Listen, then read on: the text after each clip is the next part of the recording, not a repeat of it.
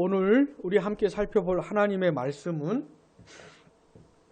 사도행전 2장 1절부터 4절입니다. 우리 천천히 함께 읽겠습니다. 오순절 날이 이미 이르매 그들이 다 같이 한 곳에 모였더니 호련히 하늘로부터 급하고 강한 바람 같은 소리가 있어 그들이 앉은 온 집에 가득하며 마치 불의 혀처럼 갈라지는 것들이 그들에게 보여 각 사람 위에 하나씩 임하여 있더니 그들이 다 성령의 충만함을 받고 성령이 말하게 하심을 따라 다른 언어들로 말하기를 시작하니라. 아멘. 자, 지금 우리는 사도신경을 살펴보고 있습니다. 지난 시간까지 성부 하나님 그리고 성자 하나님에 대한 내용을 보았습니다. 자, 사도신경에서 성부 하나님에 대한 내용은 어떻게 기록이 되어 있죠? 전능하사 천지를 만드신 하나님 아버지를 내가 믿습니다. 이렇게 기록이 되어 있죠. 자, 성자 하나님에 대한 내용은 어떻게 기록되어 있습니까? 그 외아들 우리 주 예수 그리스도를 저만 하면 어떻게 해요? 같이 하셔야지. 예? 성자 하나님에 대한 내용은 어떻게 돼요? 그 외아들 우리 주 예수 그리스도부터 쭉 시작을 해가지고 저리로서 산자와 죽은 자를 심판하러 오실 것을 내가 믿습니다. 자, 여기까지가 이제 성자 하나님에 대한 내용이죠. 자, 오늘부터는 오늘부터가 아니라 오늘은 성령 하나님에 대한 내용입니다. 자, 사도신경은 어떻게 기록되어 있습니까? 성령을 믿사오며 성령을 내가 믿습니다. 이런 겁니다. 근데 사실 성령님에 대해서 너무 짤막해요. 너무 짤막해요. 그리고 특별히 요즘 신앙생활 하는 분들을 보면 성령님에 대한 오해가 심해요. 아주 심각해요. 그래서 우리가 살펴볼 내용이 굉장히 방대하지만은 오늘은 두 가지 정도만 좀 생각을 좀 해보려고 하는 겁니다. 두 가지 정도만. 먼저는 성령님은 하나님이라는 걸 꼭 아셔야 돼요. 이게 제일 중요한 내용이에요. 성령님은 누구시라고요? 하나님이시라고요. 성부와 성자와는 다릅니다. 성령은 성부가 아니시고 성자도 아니세요.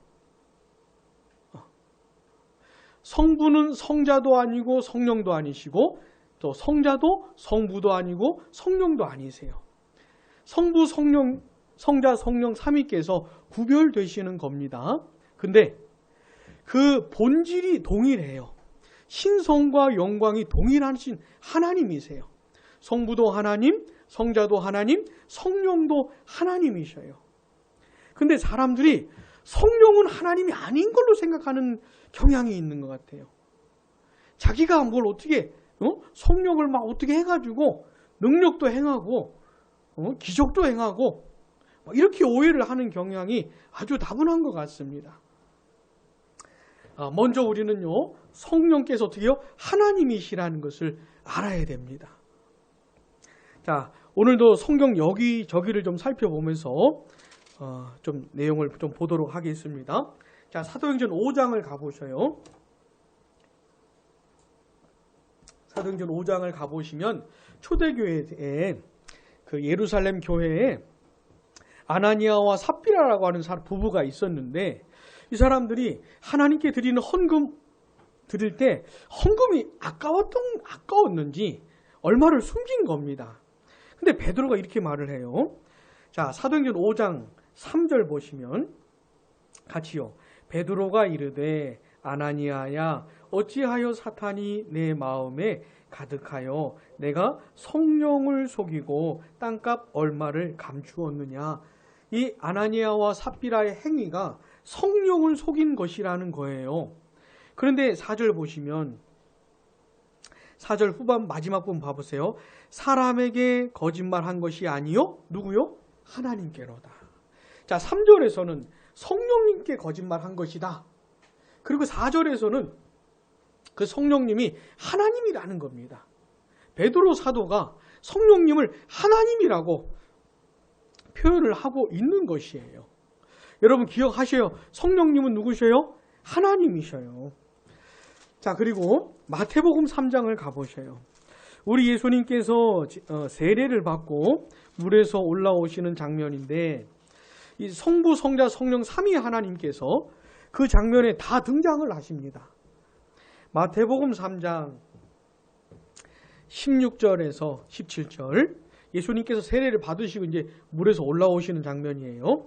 자, 16절 같이요. 예수께서 세례를 받으시고 곧 물에서 올라오실새 하늘이 열리고 하나님의 성령이 비둘기같이 내려 자기 위에 임하심을 보시더니 하늘로부터 소리가 있어 말씀하시되 이는 내 사랑하는 아들이요 내 기뻐하는 자라 하시니라. 아멘. 자, 세례를 받으시고 이 당시 예수님 받으신 세례는 요단강에 들어갔다 나오는 걸 말해요. 우리는 보통 이렇게 세례를 받든지 이렇게 세례를 받았잖아요. 그게 아니고 예수님은 그러니까 침례에 가까운 것이죠. 물에 들어갔다 나오신 거예요. 자, 세례를 받으신 분은 누구예요? 예수님이죠. 자, 물에서 올라오실 때 하늘에서 하나님의 성령이 내려오셨죠. 내려오신 분은 성령이시고 그 다음에 그때 목소리가 들린 겁니다. 이는 내 사랑하는 아들이요 내 기뻐하는 자라. 이 목소리는 성부 하나님의 음성인 것이에요. 그래서 보니까 예수님이 세례를 받으시는 그 장면을 보니까 예수님, 성자 하나님, 성령 하나님, 성부 하나님이 다 등장을 하고 계신 거예요. 자, 성부 하나님이 세례 받은 건 아니죠. 성령 하나님도 세례 받은 게 아니죠. 하늘에서 내려온 분이 성자 하나님 아니죠. 성부 하나님도 아니죠. 그 목소리는 성자도 아니고 성령도 아니고 성부의 목소리죠. 그러니까 성부, 성자, 성령께서 확실히 구별이 되는 겁니다. 옛날에 제가 사역을 하다가 어떤 분이 이렇게 기도를 하셨어요. 하나님 아버지 참 감사합니다. 우리를 위해서 십자가에 돌아가 주셔서 감사합니다. 자, 이거 맞아요? 틀려요?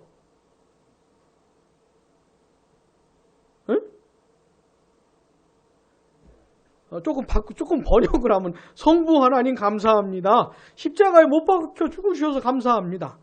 이거 맞아요? 틀려요? 이거는 틀린 겁니다. 기도도 그렇게 하면 안 되는 것이에요. 응? 자, 성부, 성자, 성령은 확실히 구별이 되십니다. 근데 동일하신 하나님이셔요.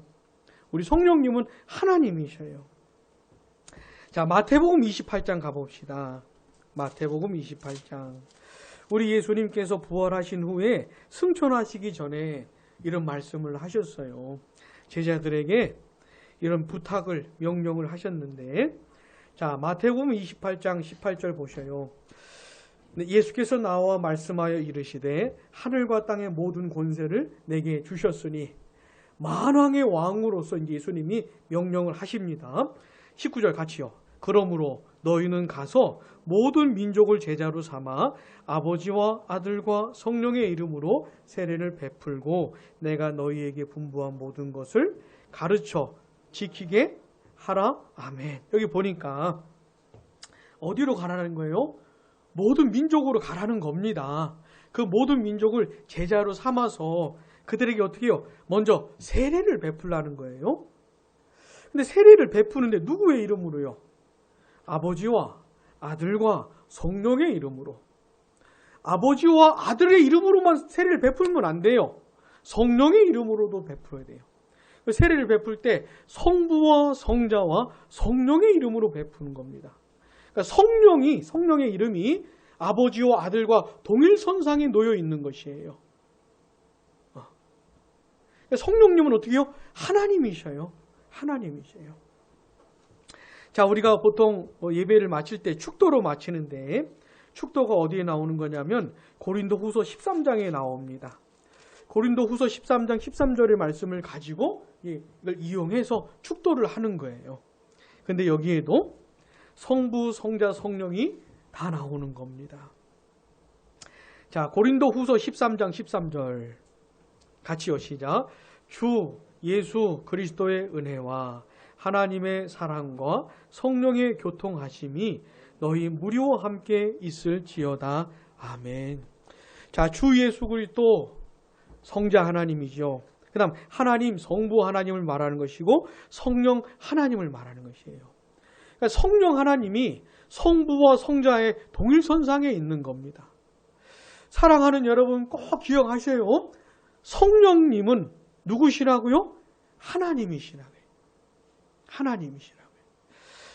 자, 우리가 하나님을 믿습니다라고 할 때는 성부와 성자와 성령으로 계시는 삼위일체의 하나님을 믿는 것이에요. 자, 우리가 하나님을 예배한다라고 할 때는 성부와 성자와 성령으로 계시는 삼위 하나님을 예배하는 것이에요. 이게 잘 인식이 안 될 수도 있습니다. 이렇게 생각을 안 해와가지고 이렇게 예배를 안 드려봤어가지고 이게 잘 의식이 안 될 수도 있는데 억지로라도 생각을 해야 돼요. 내가 하나님을 믿는다고 할 때는 그냥 하나님 아버지만 생각한다든지 예수님만 생각한다든지 이러면 안 되고 성부, 성자, 성령으로 계시는 동일한 신성과 영광을 갖고 계시는 삼위 하나님으로 생각을 하셔야 돼요. 아주 집요하게 이게 잡힐 수 있도록. 사랑하는 여러분, 우리는 삼위 하나님을 예배하는 겁니다. 삼위 하나님을 사랑하는 것이고 삼위 하나님을 섬기는 것이에요. 이게 왜 중요하냐면 이 세상의 모든 가짜 하나님들, 보통 사람들이 신이시여 그러잖아요. 그 신이라는 게 성경에서는 하나님이라는 뜻이, 하나님이라는 말이에요. 성경에서 하나님이라고 하는 말하고 신이라는 거하고 똑같은 말이에요. 그러니까 나는 하나님을 믿습니다. 이게 그냥 세상 사람이 나는 신을 믿습니다. 이런 거랑 같은 의미라 이 말입니다. 그러니까 나는 하나님을 믿습니다. 가지고는 좀 부족해요. 그 하나님이 누군데? 어떤 하나님을 믿는데? 이걸 좀 생각을 해봐야 됩니다. 자, 이 세상에는요, 온갖 가짜 하나님들이 많아요. 근데 그 가짜 하나님들과 진짜 하나님, 삼위 하나님을 구분시키는 그 지점이 뭐냐면 삼위 하나님은 이 내용이에요. 삼위일체 하나님. 이걸 확실히 해야 됩니다. 제가 옛날에 그 호주에서 언어 연수할 때 이집트에서 온 사람하고 같이 공부를 했었어요. 이집트에서 왔으니까 무슬림이잖아요. 그래서 이제 신앙에 대한 얘기를 한 겁니다. 서로 잉글리시로. 그러니까 이제 잘 안 되죠. 근데 저는 희한하게 잉글리시도 이 성경 얘기를 할 때 좀 더 잘 풀린 것 같아요. 희한하게. 근데 그 친구랑 이제 얘기를 하다가 저보고 너는 어떤 하나님을 믿느냐는 거예요. 그래서 나는 삼위일체 하나님을 믿는다. 그랬더니 이 친구가 삼위일체가 뭐냐? 저한테 그러더라고요. 제가 거기서 말문이 막혀가지고 도저히 잉글리시로 삼위일체를 설명할 수가 없어서 이제 이집트 친구랑 대화를 끝낸 적이 있었는데 무슬림들은 삼위일체 하나님을 믿는 게 아닙니다. 유대인들도 삼위일체 하나님을 믿는 게 아니에요. 다른 종교들은 또 말할 것도 없지요. 삼위일체 하나님을 확실히 하는 게 굉장히 중요합니다.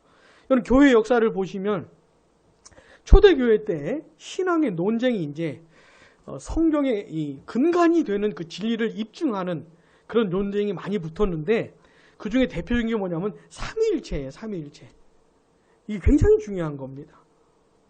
사랑하는 여러분 기억하세요. 성령님은 누구셔요? 하나님이시라고요. 우리가 예배할 대상이고 우리가 경배할 대상이라는 걸 꼭 기억하세요.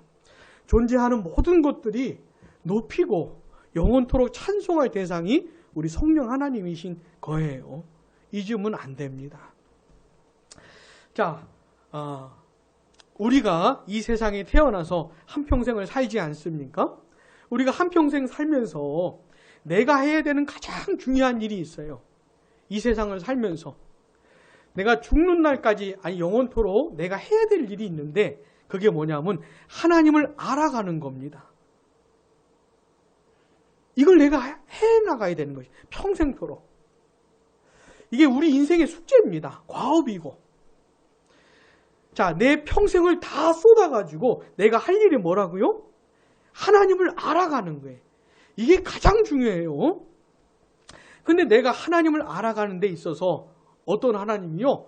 성부와 성자와 성령으로 계시는 삼위 하나님을 알아가는 것이에요. 죽는 날까지. 근데 이 삼위 하나님은 얼마나 놀라우신지 내가 죽는 날까지 최선을 다해서 하나님을 알아가도 다 알 수가 없고, 죽은 다음에 내가 영혼과 육체가 영화롭게 된 이후에도 새하늘과 새 땅에서 삼위 하나님과 영원토록 사는 그동안에도 하나님을 다 알 수가 없어요. 여러분 한번 상상을 해보셔요. 이제 시간이란 개념이 끝납니다.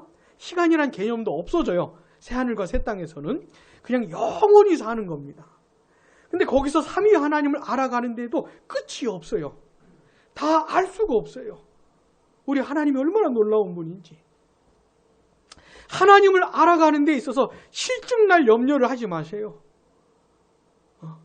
하나님을 알아가는 게 끝이 없고, 근데 하나님을 진정으로 알아갈 때는 찬송과 경배가 흘러나오게 되는 거예요. 하나님을 알면 알수록 예배와 순종이 나오게 되는 것이에요. 자, 우리가 평생 뭐 해야 된다고요? 하나님을 알아가는 거예요. 자, 우리 양무리 교회 존재하는 동안 평생 해야 될 게 뭡니까? 하나님을 알아가는 거예요. 하나님을. 근데 어떤 하나님이요? 성부와 성자와 성령으로 계시는 삼위 하나님을 알아가는 겁니다. 굉장히 중요한 거예요. 저는 우리 친구들 만날 때 그 교회 생활을 어디서 했냐면 부흥 강사가 목회를 했던 그런 교회에서 신앙생활을 했어요. 그러니까 부흥 집회 이런 거 참석해 보셨습니까? 혹시? 기도원 이런 데 가보신 적이 있는지?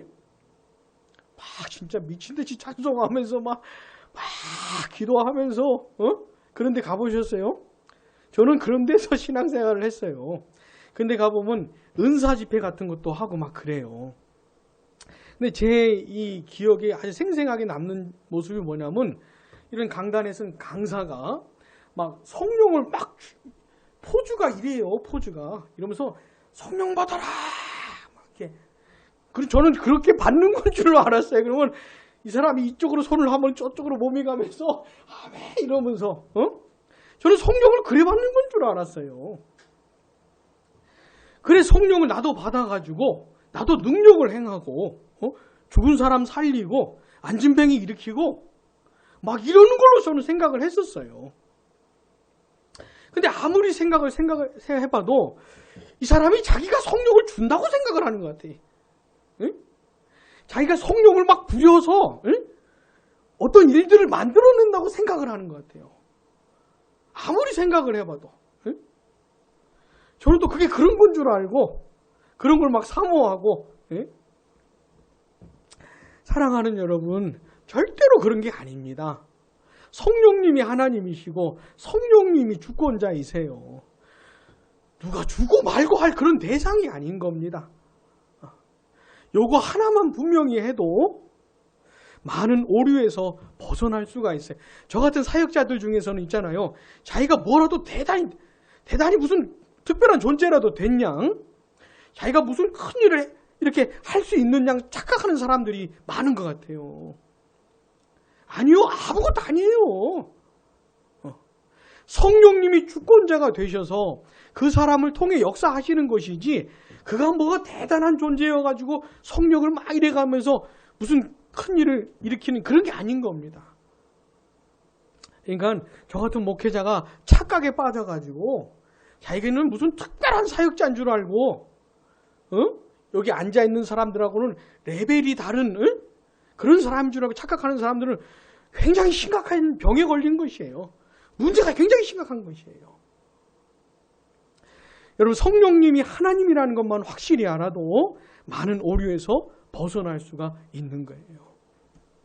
함부로 생각하면 안 됩니다. 내가 뭐 어쩔 수 있다고 생각하면 안 되는 거예요. 자, 그럼 이 성령 하나님께서 하시는 일이 뭘까요? 굉장히 많은 일들을 하셔요. 그런데 특별히 구원과 관련해서 오늘 본문을 통해서만 좀 보도록 하겠습니다. 우리 나중에 기회가 주어지는 대로 성령 하나님에 대해서 더 살펴보도록 하겠습니다. 자, 사도행전 2장을 한번 가보셔요.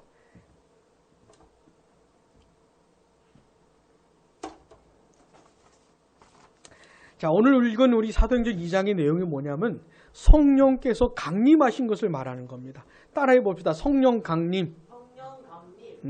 성령께서 강림하신 그 장면을 말하는 건데, 자, 오순절에 성령께서 강림하시기 전에 그 전에 무슨 일이 있었습니까? 우리 예수님께서 이 세상에 오셔서 십자가에 못 박혀 죽으시고 다시 살아나시면서 우리 같은 죄인들을 구원할 수 있는 구원의 근거를 완성을 하셨죠. 자, 그 전에 거꾸로 더 올라가면 그 전에 무슨 일이 있었냐면 성부 하나님께서 우리의 구원을 계획하셨어요. 언제요? 창세전에. 그래서 구원과 관련해서 이렇게 표현을 하는 겁니다. 성부 하나님은 우리의 구원을 어떻게 해요? 계획하셨고, 성자 하나님은 우리의 구원을 어떻게 해요? 성취하셨다 그래요. 그럼 성령 하나님은 우리의 구원을 적용하신다 이렇게 표현을 써요. 자, 저 좀 봐보세요. 이거 굉장히 중요한 단어예요. 구원과 관련해서 다시 성부 하나님은 뭐 하셨다고요? 계획이라는 말을 할 줄 알아야 돼요. 그래야 대화가 통하는 거예요. 다시 성부 하나님 우리의 구원을 어떻게 해요? 계획하셨고, 성자 하나님 우리의 구원을 성취하셨고, 특별히 죽으시고 부활하시면서 성취하셨고, 성령 하나님은 우리의 구원을 적용. 그리스도의 구원의 근거, 죄와 사망과 사탄의 권세를 깨뜨린 그 사역을 근거로 해서 이제 성령님께서 어떻게 해요? 한 사람 한 사람 불러내시는 겁니다. 한 사람 한 사람 불러내시는 거예요. 이게 성령께서 하시는 거예요. 자, 우리 예수님께서 부활하신 후에 40일 동안에 부활하신 모습을 제자들에게 보이시면서 하나님의 나라를 말씀해 주셨습니다. 그리고는 자, 사도행전 1장 8절 굉장히 중요한 구절이죠. 같이 읽어보겠습니다. 오직 성령이 너희에게 임하시면 너희가 권능을 받고 예루살렘과 온 유대와 사마리아와 땅끝까지 이르러 내 증인이 되리라 하시니라. 아멘. 자, 요 말씀을 하셨어요. 성령이 너희에게 임하시면. 자, 예수님 이 말씀 하시고 승천하셨습니다. 하나님 우편에 가셨어요. 거기서 어떻게 해요? 성령을 보내주신 겁니다. 예수님께서 성령을 보내주셨어요. 근데 그 전에 이 말씀을 하신 겁니다. 성령께서 오실 것이다. 성령께서 오실 것이다. 너희들이 성령을 받을 것이다. 이런 말씀을 하신 거예요. 자, 그리고는 이 제자들이 한 120명 정도 되는 사람들이 다락방에 모여 있었어요. 근데 예수님께서 약속하신 그 성령께서 오신 겁니다. 이 다락방에 오신 거예요. 자, 어떤 현상이 일어났었냐면 사도행전 2장 2절 3절 같이요.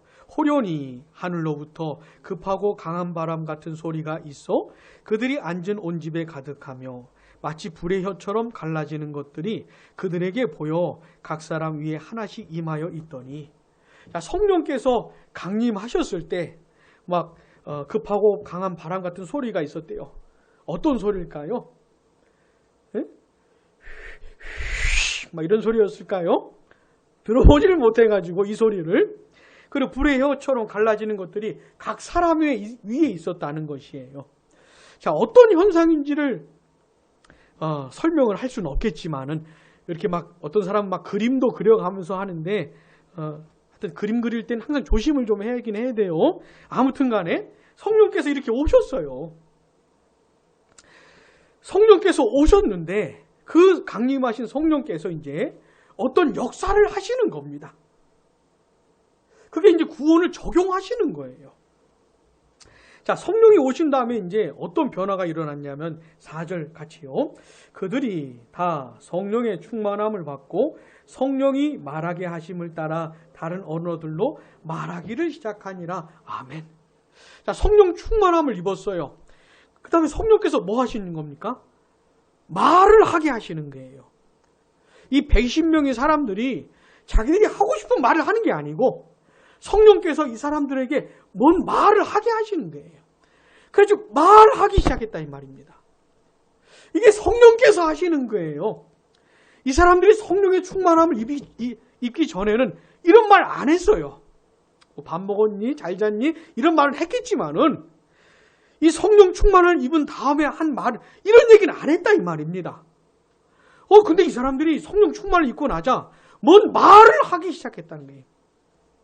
사랑하는 여러분, 성령 충만한 사람들의 특징이 뭔지 아십니까? 무슨 말을 한다 이 말이에요. 그렇다고 오해를 하지 마세요. 말만 많다 이런 얘기가 아니에요. 성령이 말하게 하심에 따라 뭔 말을 한다 이 말입니다. 이게 굉장히 놀라운 역사예요. 근데 보니까 다른 언어들로 말하기를 시작했다고. 다른 언어들. 이게 무슨 뜻이냐면 이 당시 오순절을 맞이해서 경건한 유대인들이 순리차 예루살렘에 왔습니다. 근데 여러 지역에서 살고 있는 유대인들이 온 거거든요. 그러니까 이 사람들이 사용하는 언어가 다양한 거예요.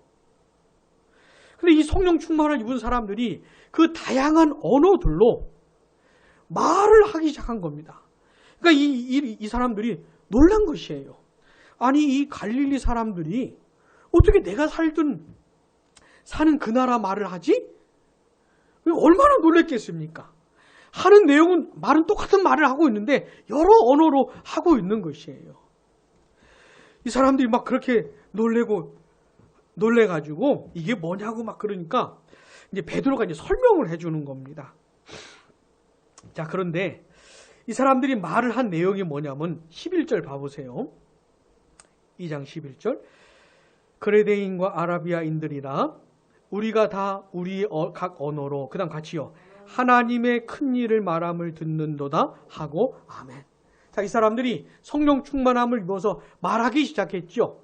근데 그 말한 내용이 뭐라고요? 하나님의 큰 일. 따라해 봅시다. 하나님의 큰 일. 하나님의 큰 일을 말하기 시작했다는 것이에요. 그럼 그 하나님의 큰 일이라는 게 뭐냐? 그 핵심 내용이 뭐냐면 나사렛 예수의 이야기입니다. 나사렛 예수의 이야기. 특별히 예수님의 죽으심과 부활의 이야기예요. 자, 2장 22절 봐보세요.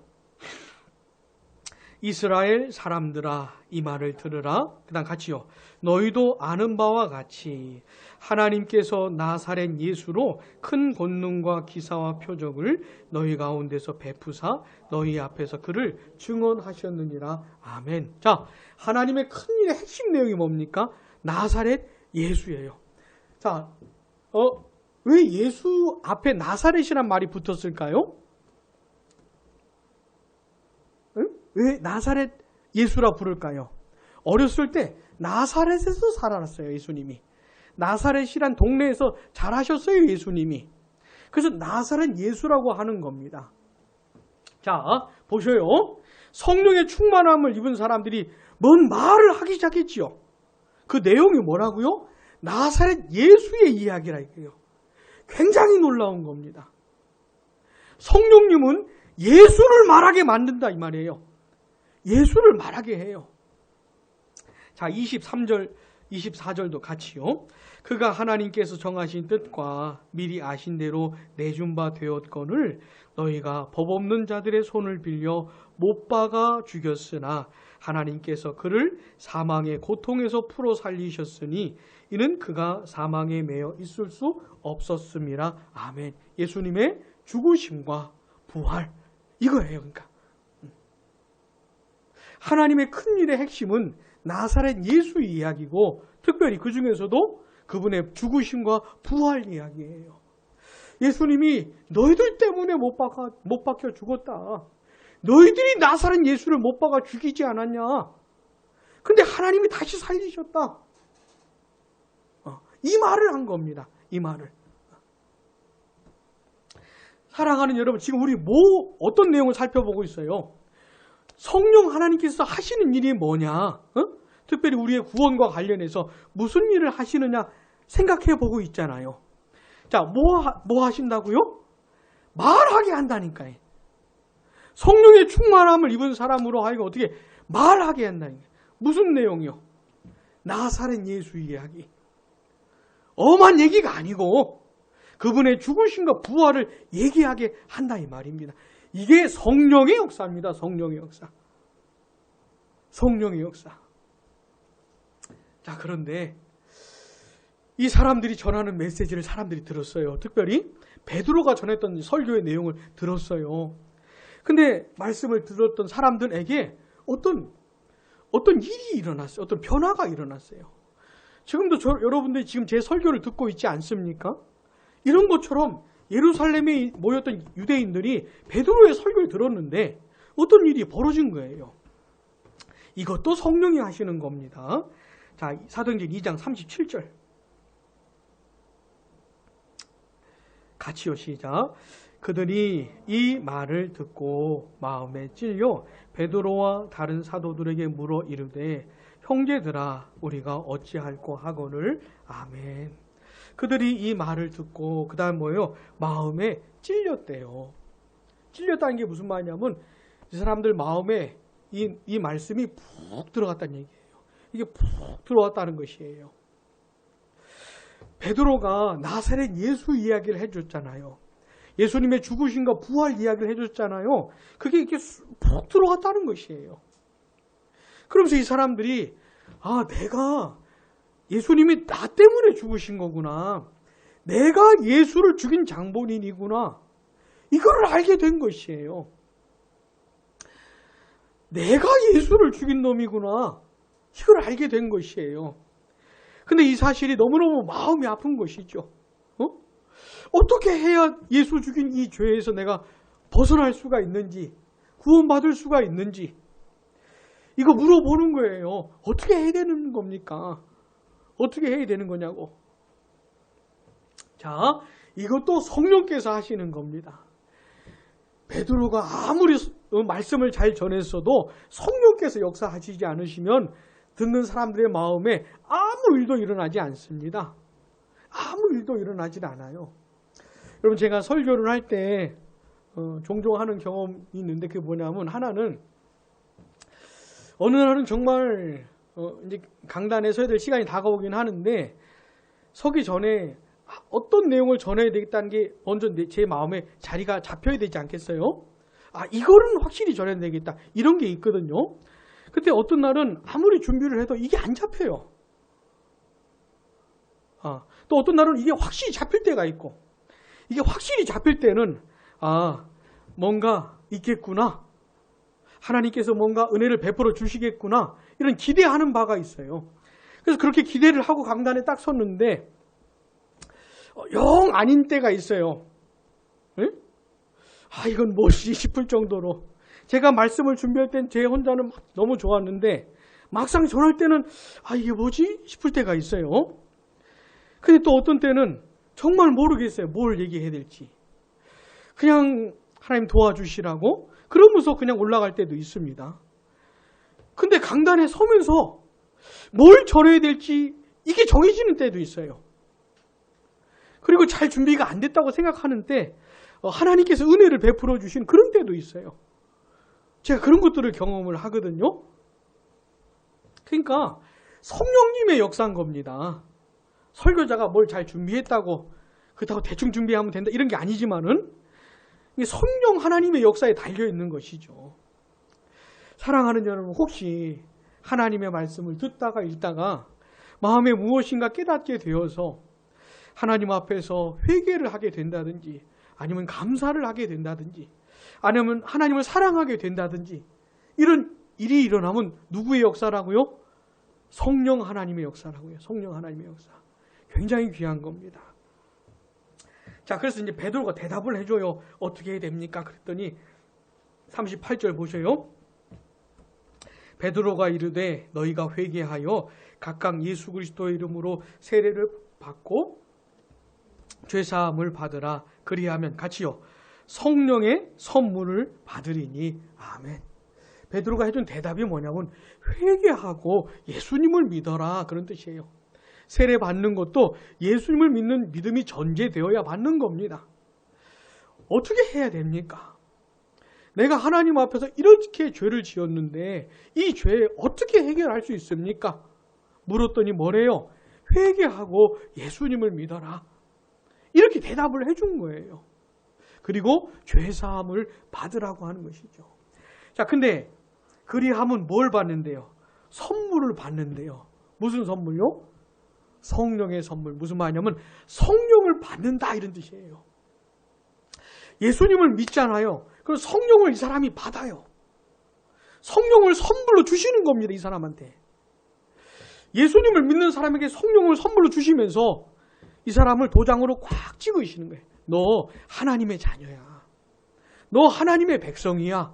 라고 확증을 시켜주시는 거예요. 자, 예수님을 믿음으로 성령을 받는 것, 이걸 네 글자로 뭐라 그래요?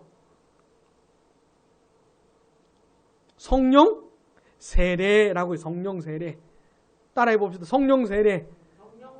우리 나중에 다시 공부합시다. 응? 성령 세례. 자, 예수를 믿는 사람들은 다 성령을 받은 겁니다. 그러니까 성령께서 이제 어디 사세요? 내 안에 사시는 것이죠. 성령께서 내 안에 오셨어요. 내 안에 사시는 거예요. 자, 성령께서 내 안에 사신다는 걸 5글자로 뭐라 그럴까요? 성령의 내주라 그래. 내주.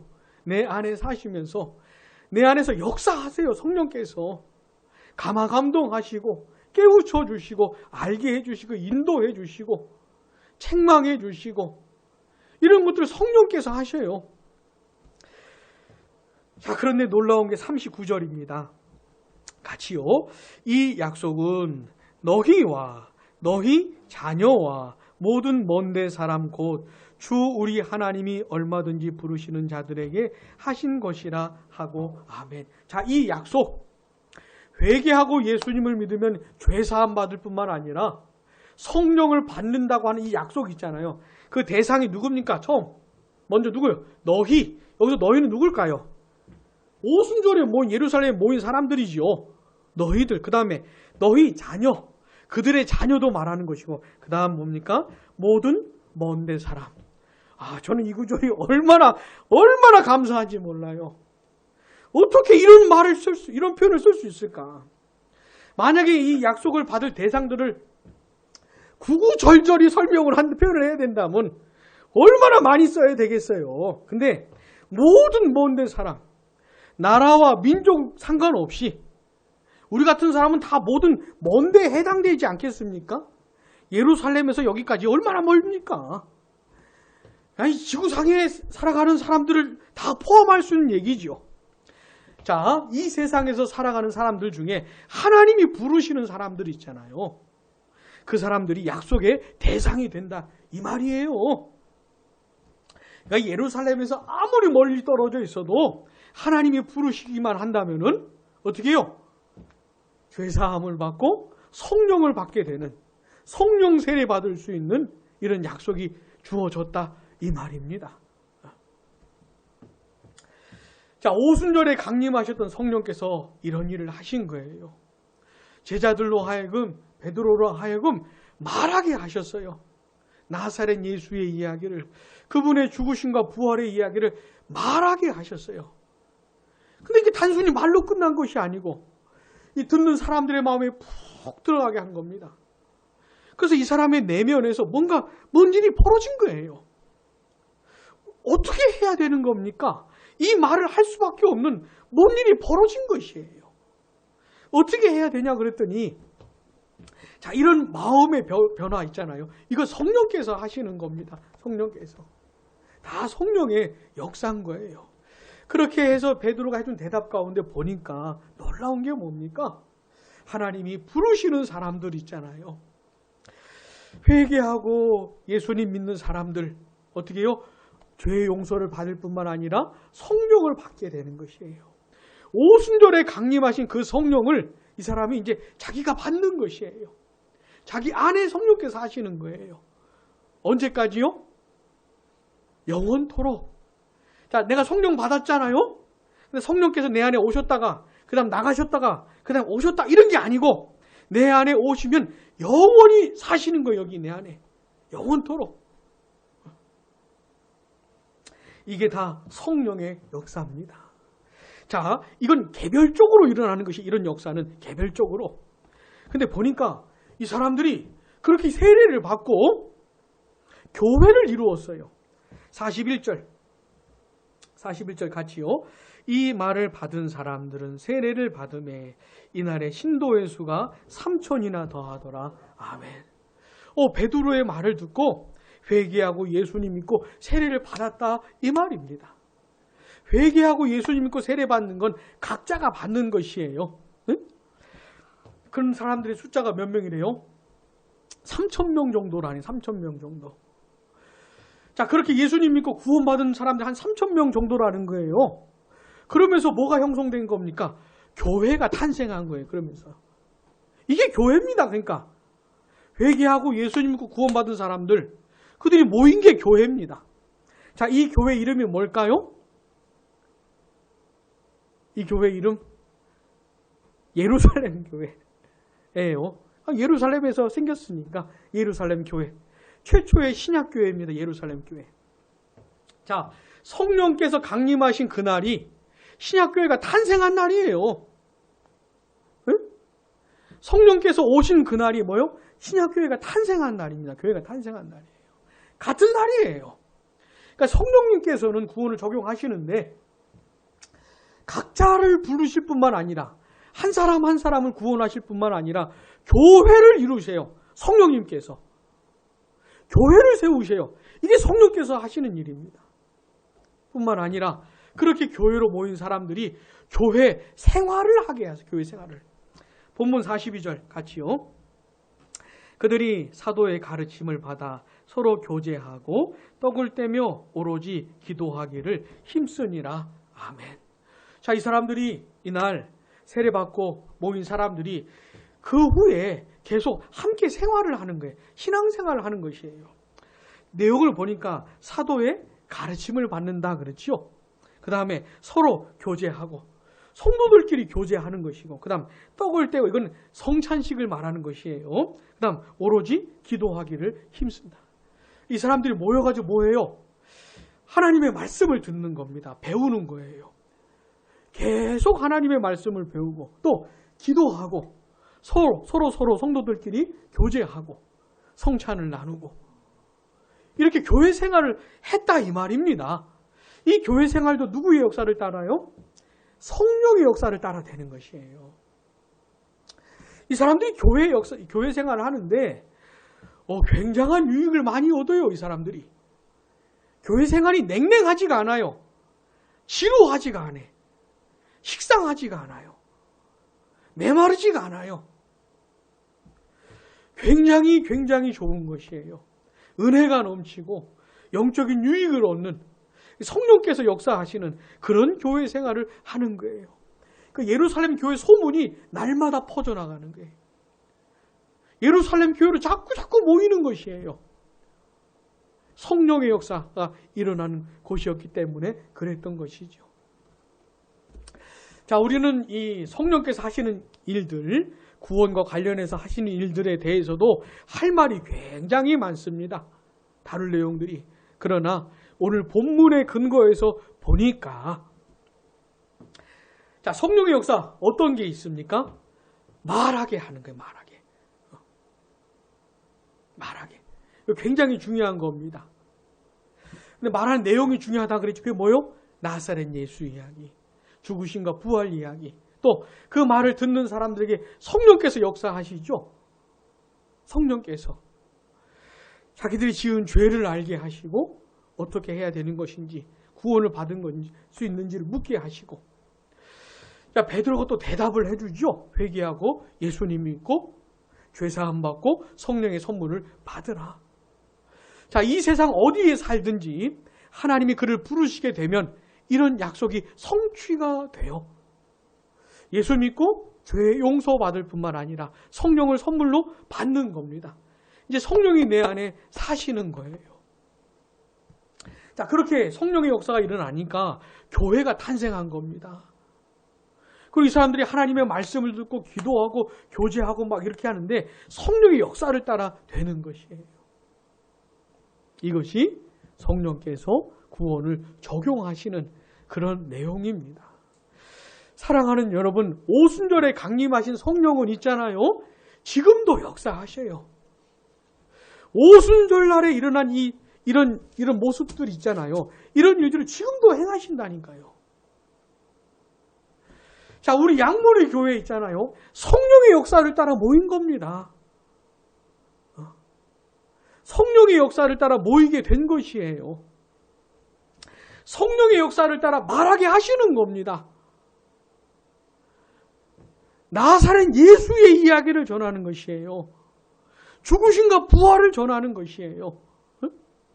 또 우리 성령의 역사를 따라 선포되는 하나님의 말씀이 푹 들어올 수가 있어요. 어떤 내용들을 알게 될 수가 있고 이 내용 때문에 내 마음에서 어떤 변화가 일어날 수 있어요. 하나님 앞에서 지은 죄 때문에 마음이 괴로울 수도 있고 하나님의 은혜와 사랑이 너무 놀라 감사할 수도 있고 뭔가 이제라도 내가 하나님을 위해서 살고 싶은 마음이 생길 수도 있고 이게 다 뭐라고요? 성령의 역사라는 게 성령의 역사.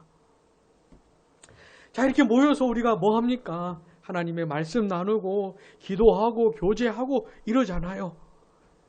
이것도 어떻게 해요? 성령의 역사를 따라 진행이 되어야 지루하지가 않아요. 교회 다니다 보면 그럴 때도 있지 않습니까? 내가 오늘도 교회 가야 되나? 오늘 주일인데 내가 오늘도 내가 교회를 가야 될까? 오늘도 내가 설교를 들어야 될까? 뭐 이런 생각 들어본 적 없습니까? 그런 일이 없도록 성령께서 역사해 주시기를 기도하셔야 되는 겁니다. 하나님께서 우리를 한 교회로 모아주신 것을 감사합니다. 여기는 성령의 역사가 일어나는 현장이 될 수가 있어요. 우리는 성령의 역사를 경험할 수 있는 상황에 놓여진 겁니다. 한 교회로 모였기 때문에 사랑하는 여러분, 성령의 역사를 갈망하고 오십시오. 우리 목사님 하나님 말씀 전할 때 그냥 목사님이 전하는 거 말고 성령의 역사를 따라 전하게 하시라고. 이걸 기도하셔야 돼요. 실제로 성령의 역사가 있어요. 성령에 붙잡힌 바 되지 않은 설교자들이 아무리 말을 잘해봤자 아무 소용이 없어요. 아무 소용이 없어요. 성령에 붙들림 바 되어서 하나님의 말씀을 전할 수 있도록 역사해달라고 기도하셔요. 우리가 하나님의 말씀을 들을 때 내 마음에 역사가 일어나게 해주시라고. 그 말씀이 내 마음에 푹 들어오게 해주시라고. 어떤 변화를 일으켜 주시라고 기도하셔요. 우리가 하나님의 말씀을 듣고 기도하고 이렇게 함께 교회 생활을 하는데 성령의 역사가 있게 해주시라고. 그래서 교회 생활이 메마르거나 지루하거나 따분하거나 삭막하거나 그러지 않도록 역사해 달라고. 그리고 이제 내 안에 사시는 성령께서 나와 함께 하시고 나를 감동하시고 나를 붙들어 주시라고 이렇게 기도하면서 우리가 함께 또 각자 신앙생활 할 수 있기를 바랍니다. 기도하겠습니다.